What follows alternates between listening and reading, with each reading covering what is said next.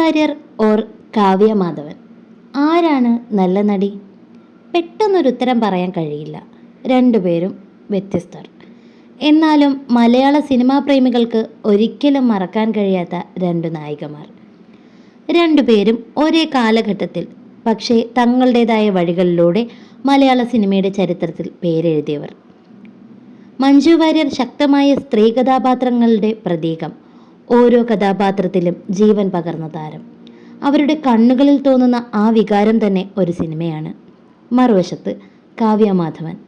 പുഞ്ചിരിയിൽ കവിതയും കണ്ണുകളിൽ ചാരുതയും ഗ്രാമീണ കഥകളുടെ മനോഹാരിത അവൾ ജീവിച്ചു കാണിച്ചു.